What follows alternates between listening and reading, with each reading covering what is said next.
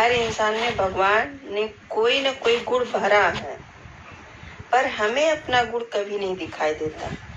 जहाँ बात बढ़ाई की आती है तब हम अपनी शेखी बघाड़ने लगते हैं, पर मन ही मन खुद को लेकर हमेशा परेशान रहते हैं। तो एक छोटी सी कहानी। एक कौवा था और अपने रूप पर अंग को लेकर हमेशा दुखी रहता था। एक दिन रास्ते से भगवान गुजर रहे थे, तो पर कौवा विचार किया कि मेरे सामने भगवान अगर खड़े होंगे ना, तो हर रोज इसी तरह वह अपने आप को कोस रहा था। तो भगवान ने उससे पूछा, क्या तकलीफ है?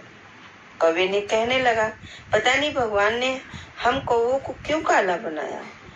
जहाँ जाते हैं वहां से लोग भगाते ही रहते हैं। लोग सबको पालते हैं, पशु पक्षी हाथी घोड़ा, लेकिन हमें क्यों नहीं कोई पालता है, हमसे कोई क्यों नहीं प्यार करता। तो भगवान पूछा, बताओ तुम क्या बनना चाहते हो? तब क्या हुआ? बोला, कोई तो हमें हंस बना दे। कितना सुंदर पानी में विचरता है, लोग उसे पानी में ही दाना दे देते हैं, लोग उसके साथ अपनी फोटो खिंचाते हैं। आज तक हमारे साथ किसी ने फोटो नहीं खिंचाई। भगवान ने कौवे का दुख को समझा और उसे हंस बना दिया। हंस बनकर जब कौवा तालाब गया, तो तालाब के हंस को भी दुखी कौवे ने पूछा, भाई तुम तो इतनी सुंदर हो, फिर क्यों दुखी हो?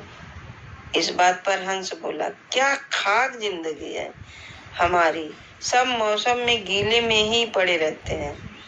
हमें भी मन करता है कभी उड़कर वृक्ष पर जा बैठे और मीठे मीठे फलों का आनंद लें। किसके घर में क्या चल रहा है, सब ताक झाक करे। तब कौवे ने मन ही मन सोचा, भाई हम तो हार गए हैं। इतने में भगवान तालाब के पास पहुंचे और कौवे से पूछा, अब तो खुश हो ना? तब हंस बना कौवा और एक हंस के साथ ही बोल पड़े। तो भगवान ने पूछा, बोलो अब क्या बनना चाहते हो? दोनों ने एक ही स्वर में बोला, भगवान हमें तो सुंदर सुंदर तू तोता बना दो, लोग उसे भी बड़ी खुशी से पालेंगे, और तो और उसे बोलना भी सिखाते हैं। इतना ही नहीं, अपने कंधे पर बिठाकर सेल्फी भी लेते हैं। उनकी बातें सुनकर भगवान ने कहा, जाओ, बना दिया। खुशी से उड़कर दोनों वन में चले गए। वहां पेड़ पर एक तोता बैठा था। उन्होंने पुकारा तो तोता भाई, कितने खुश हो ना तुम, हम तो तोता बनकर आए हैं। तब तोते ने कहा, पागल हो क्या, तुम्हें मेरी तकलीफ का क्या पता? मुझे तो छुप छुप कर रहना पड़ता है लोगों से, पता नहीं कौन कब पकड़ ले और अपने घर में बंदी बना दे, तब तो पिंजरे में ही अपनी जान देनी पड़ेगी। फिर तीनों भगवान के पास आए और बोलते हैं, भगवान हमें तो जंगल का मोर बना दीजिए। कितनी सुंदर पंख है उनके, उनके पंखों से ही तो श्री कृष्ण ने श्रृंगार किया था। जानी मानी नायिका भी इन्हें तमन्ना रखती कि उनकी जैसे बनकर नाचे। तो भगवान ने कहा, तथास्तु। अब मोर बन गए। अब मोर बनकर तीनों जंगल को गए। वहां दूर से ही देखा, किसी ने मोर को पकड़कर उसके पंख नोच डाले। देखकर वो डर गए, उनकी रूह कांप गई।